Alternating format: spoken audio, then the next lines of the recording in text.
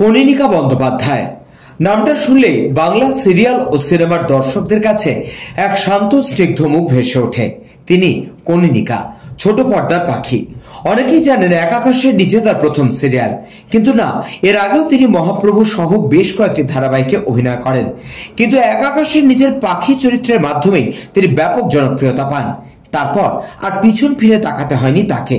এরপর নির্খোঁজে মন, কবে যে কোথায়, আকাশের সাহিত্যের গল্পে ঝুমুর, কখনো বৃষ্টি, রাতভর বৃষ্টি, স্বপ্ননীল, রবি ঠাকুরের গপ্প, কি আশায় বাঁধি খেলাঘরে তার অভিনয় দর্শক মনে দাগ কেটে যায়। পরবর্তী সময় তিনি টেলিভিশনে কামব্যাক করেন লীনা গঙ্গোপাধ্যায়ের অন্দরমহল ধারাবাহিকের পরমেশ্বরী চরিত্রে। এ প্রসঙ্গে বলে রাখা ভালো, বেশ কিছু বছর টেলিপাড়া থেকে সরেছিলেন কনীনিকা। আবারও তিনি ফিরে এলেন অন্দরমহলের মধ্যে দিয়ে। মাঝে বেশ কিছুটা সময় তিনি মুম্বাইতেও ছিলেন। অন্দরমহলের পরমেশ্বরী চরিত্রের মধ্যে দিয়ে ফিরে এসে আবারও দর্শকদের মনে পাকাপাকি জায়গা করে নেন কনীনিকা। সেই চরিত্র কিন্তু যথেষ্ট জনপ্রিয় হয়। পরবর্তী সময় আয়েশ তবে সহচরিত্রে তার অভিনয়ও যথেষ্ট প্রশংসা পায়। তবে শুধু সিরিয়াল নয়, অসংখ্য সিনেমাতেও অভিনয় করেছেন, বা বলা ভালো অভিনয় করে চলেছেন অভিনেত্রী কনীনিকা।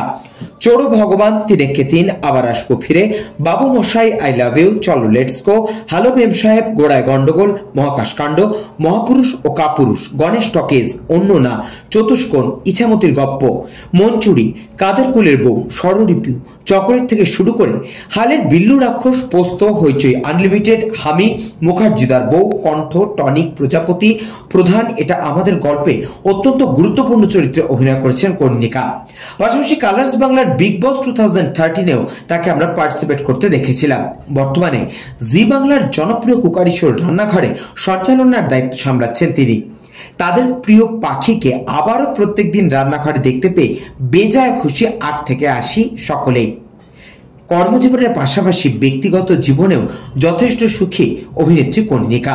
2017 সালে বিবাহ বন্ধনে আবদ্ধ হন প্রযোজক সুরজিৎ হরির সঙ্গে। তাদের এক পুত্র ও কন্যা সন্তান রয়েছে। তাদের নিয়ে সুখের সংসার সামলাচ্ছেন কনীনিকা।